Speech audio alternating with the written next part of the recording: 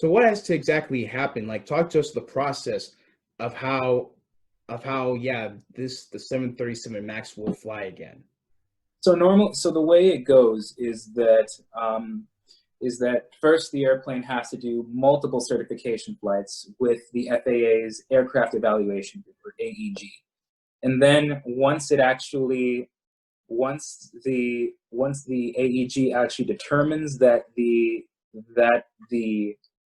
that the aircraft is airworthy, it's then sent to the board of the FAA. And then the FAA will then look at it and and then determine what additional steps need to be taken in terms of pilot training. And then once they can come to an agreement, then the aircraft certification, or the aircraft's airworthiness, as it's called, is then recertified. And I think there's already been a lot of airlines that have said that they're going to put their pilots back through retraining for the 737, which actually kind of defeats the whole purpose why Boeing built the aircraft in the first place. Because the reason why, and this is one thing Boeing got a lot of criticism for, was that they said initially that on a transition from a 737NG to a 737 MAX, it would only take probably only 2 hours worth Oh of wow. ground training, all on an iPad, and you wouldn't have to do any simulator training whatsoever. And so this obviously will defeat the efficiency that they designed the 737 to have in terms of pilot training. But I think it is a necessary step, and I think that in the long term it will help. It'll help the 737 pilots regain confidence in the aircraft, and more importantly, I think it'll help the public regain knowledge or regain confidence in the aircraft as well. So why is it taking so long? For multiple factors. Obviously, there's a whole list of scenarios that the FAA has to put the aircraft through, and obviously, Boeing has to basically redesign a software fix, and on top of that, they have to do it for the whole system. So they have to Oh not only do wow. it for the 737 Max 8, they have to do it for the 9, the 10, the 7, and then they have to go back on top of that and redo it and reprogram it on every single aircraft that they've delivered and that's in final assembly. Wow. That's So a it's that's a lot of work. exactly. Wow. So it's going to take some time, and I think that they've been working very hard in terms of trying to get it fixed, but also with the events of COVID-19, that has really pushed everything back as well. Hmm. So I just think that it's just been kind of a perfect storm in terms of Ah, a okay. global pandemic while trying to get an airplane recertified, and then you also have a lot of customers backing out on orders. It's a lot of factors that are affecting it right Which leads right now to our next question. Once it's recertified, how long will it take to convince the public, do you think? It'll take some time, and I think a good example we can use of this is another airplane that was scrutinized, I think, just as much as the 737 Max, and this was well before either of us were around. The McDonnell Douglas DC-10. Yes, the MD-10, The yes. DC-10 was kind of it was McDonnell Douglas's answer Mm. to the 747, and I think that in a rush to build it, McDonnell Douglas overlooked a lot of key issues including including the pressurization problems with the cargo door. And I think 4 or 5 years after it got certified, it came back to bite them, because not only they had an issue in 1972 with the DC-10 over Detroit, then 2 years later with the crash in Paris of that Turkish Airlines DC-10, that really hurt the DC-10's reputation, and it really affected its sales. And even 5 years later, with still to this day the worst aviation accident in American history, American 191 out of Chicago. Yes. But that was not caused to the aircraft's design. That was due to faulty maintenance, to improper maintenance procedures. So, but even so, because of the intense scrutiny that the plane was under, and the fact that the FAA also suspended the aircraft's airworthiness certificate, which meant that no DC-10s could fly in U.S. airspace, that was probably the final blow to the aircraft in terms of from the public's point of view. But it still flew for another 10, 15 years, even after all these events. And after all these events, it was actually considered at one point one of the safest airplanes to fly. Oh, wow. Yeah, believe it or not. And even right now, it's still in use. A lot of airlines are still using mostly on the cargo side. I mean, you have Yes. UPS, you got FedEx, which still has Yeah, FedEx. which is still the workhorse of their fleet.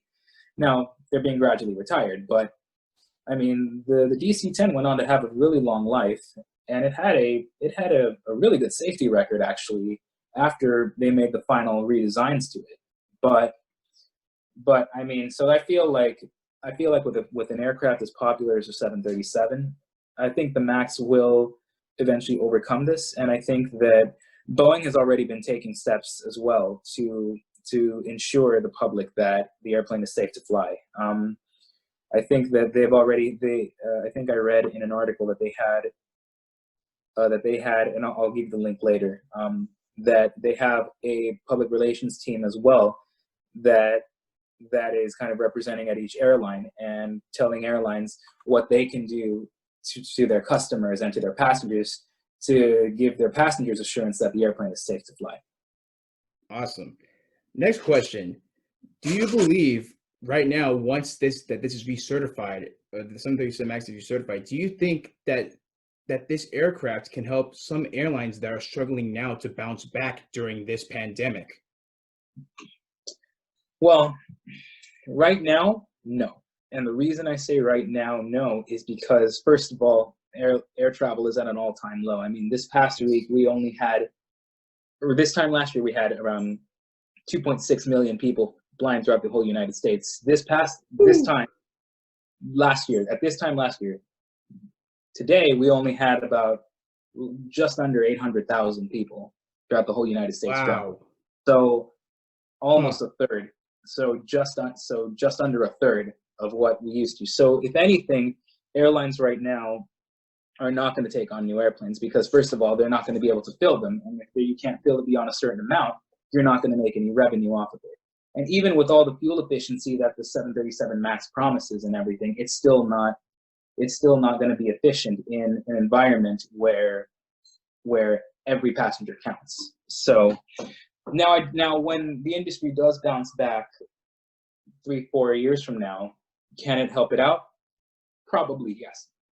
But for right now, it's probably not going to really help out airlines, especially those that are on the verge of financial collapse. I mean, there's a lot of airlines that are looking to cancel their orders, and because they just can't take on any new airplanes right now. And in order to cut their losses, that's what they're doing. And the same thing is happening not just with Boeing, but it's happening with Airbus as well. I think Airbus has actually come out and said that they will file lawsuits against some of their airlines that will not accept their airplanes. So now this is the point where we're going to get really positive. So I know that so many people out there are concerned about travel, especially during this pandemic. How safe is it to travel on a plane during this pandemic? To be honest, there is no straightforward answer, and I think that every form of travel has its risk. And first of all, being out in the midst of a pandemic and not being in an isolated environment, there's always some element of risk. And I think that some airlines are really doing what they can to mitigate that risk. I think probably the one that's doing it the best, in my opinion, are Southwest and Delta. Yes. Because of the fact that they encourage social distancing and that they require all their passengers to wear masks. Other airlines are starting to catch on now too, but however, they're still Delta is capping off their airplanes at right now at around 60%, and Southwest, I'm not sure what the exact number is, but they're still leaving the middle seats open on all their airplanes so that would Awesome. have some sense of social distancing. And what But about the air filters? Because I hear that there are air filters inside that I heard can that they can like keep things out like at a 99.9% rating. the reason for that is because, first of all, the air that recirculates through the cabin, you never breathe the same air. Because Oh, what happens really? is, yes, and I'll explain to you why. Here, let me pull it up real quick. So first of all, on every airplane, you have the air that circulates, and once it circulates through the cabin, it then goes out through a bleed air duct, as we call it. And so basically, that's how Okay. pressurization is kept. Pressurization really comes down to how much air leaks out at a certain rate. That's what pressurization is all about. And so in order to get fresh air into the cabin, first of all, we can't take it directly from outside. The reason why is because the air density up at 36,000 feet is much lower than at sea level. And so how do we get air that's dense? Well, the simple answer is from the engines. You get bleed air from what's called bleed air from the engines. And so Really? yes, because the reason being is because the engines are compressing that air. So that air is already compressed. Then part of that bleed air goes in through an air filter, and then goes through a cooling system, because the air is obviously very hot, and so goes through the cooling system and then goes through another filter before it finally enters the cabin. And so then Wow. it obviously bleeds out through the bleed air duct.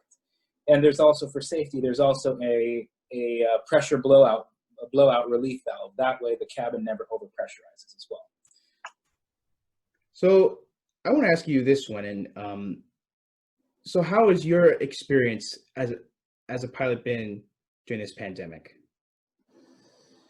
Anxious, if I'm to be completely honest, anxious. I mean, seeing flights that would have otherwise been full and seeing them half empty, and in many cases, I've done tons of flights where I've only had where I've only had one passenger going there and one passenger coming back. It's Yeah. it's it's very it's very saddening, but at the same time, that's also, I take it also with a little bit of optimism, saying that okay, that at least people are doing their part to social distance and to make sure that they stay home and that they stay safe, especially with the CDC coming out with these new recommendations saying that social distancing and that masks do work, and that if everybody wore a mask, we would not see quite the spike we're seeing, and we would see a lot less new cases because masks work. But at the So same time, I'm sorry. seeing I don't know. Sorry. passengers, Keep going. Yeah. Keep seeing going. passengers coming back though is also something very, very, very optimistic to see, and I think that that also shows that there's always going to be a constant need for travel.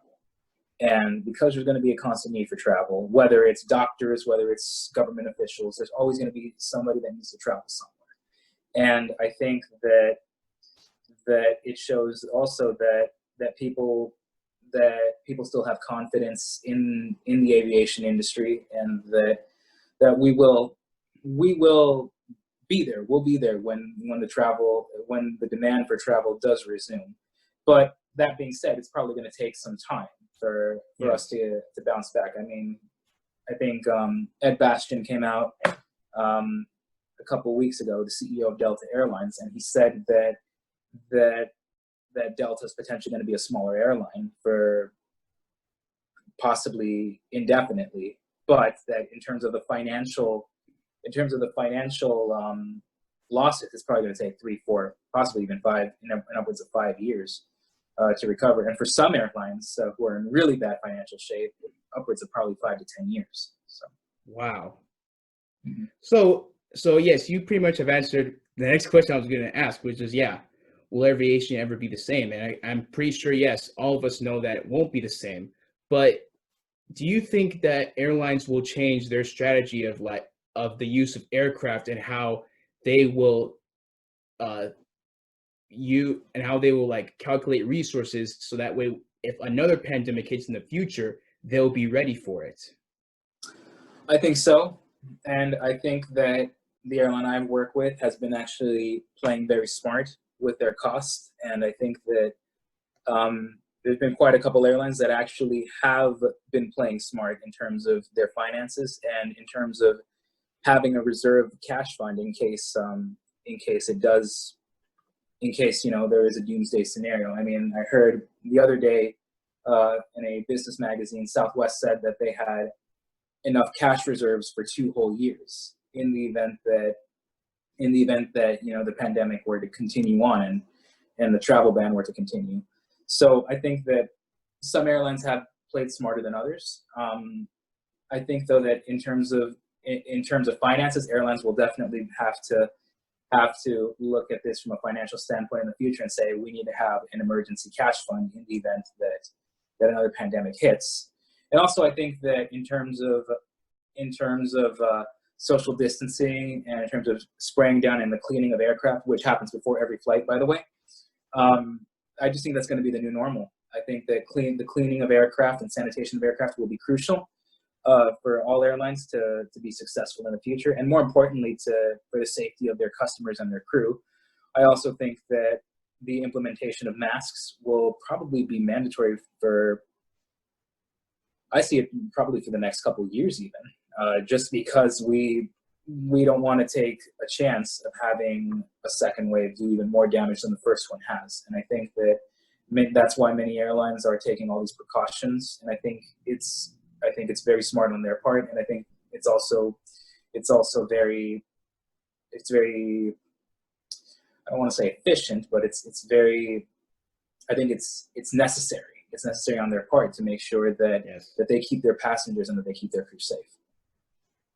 So, last question. How can pilots who are being laid off, because we know so many airlines are being that they're laying off so many employees and pilots, how can they be resilient and survive during these times? There's always going to be a need for flying, and I think you know, I personally have a lot of friends that I know that are getting furloughed. A lot of them had job applications elsewhere as well. There will always be a need for flying, and there will always be someone that is looking to hire. Even during an economic downturn, there will always be the need for travel. So, I mean, it's very common for people who get furloughed to find employment elsewhere doing some other kind of flying. I know personally a couple of people that weren't happy flying regional or flying in the airline, so they went to go fly corporate. That's always another avenue. There's also a lot of other things as well, you know, aerial photography, government work, even you know, even for a lot of wide body pilots. So, you know, there's always a chance to do something, you know, say with firefighting or with transport. So a lot of pilots will go back and do a lot of different things. Personally, I've always said that if I did get furloughed, I would go back to instructing, or I would also potentially look at doing some other kind of work, whether it be corporate, whether it be some kind of private aviation, on-demand aviation. I would definitely look into that as well. So the opportunities are endless, but there's also going to be a time where airlines will start expanding again. And I think that with everything that's happening, and with the fact that retirements are still looming, I mean, this is all still going to happen within the next 4 to 10 years. Retirements are just going to start happening. So when airlines start expanding again, and these retirements, that'll actually amplify their callbacks in terms of all the pilots they furloughed. And that's probably the best part is, with all the retirements happening and everybody they're calling back, and a lot of those people probably still potentially retiring as well, that will not really slow down the hiring. And so that's why I'm really optimistic, because if anything, 4 to 5 years from now, there will be another hiring.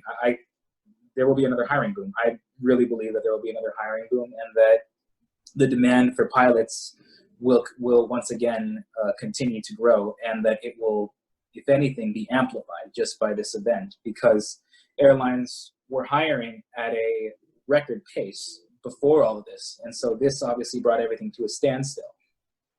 But in order to keep up with all the retirements, they're going to still have to do some hiring, and I think that that's really the one thing to be optimistic about, is that with all the retirements looming, that there will still be a need, and that's why I'm kind of not too panicked about potentially being at a regional for 5 to 10 years, because personally I was planning on staying where I'm at for 5 to 10 years as well, because when I do upgrade, I do want to make sure that I have a good quality of life, and so I think that being a first officer for longer would probably amplify my chances of getting that. Excellent. Well, Joseph, man, I mean, I know during these times, yeah, it's always a pleasure, but it always brings me such joy to speak to you, man. I miss you, and I'm just glad that you can still fly, because I know you love it so much. Thanks. Hey, no, hey, good talking with you. Hey, you tell Mom I say hi, and Dad. Yep. So, all right. Well, thank you so much once again, Joseph. Thank you so much no for being problem. part of this podcast, and you have a great evening, okay? All right, love you, man. Talk to you later. All right. See ya.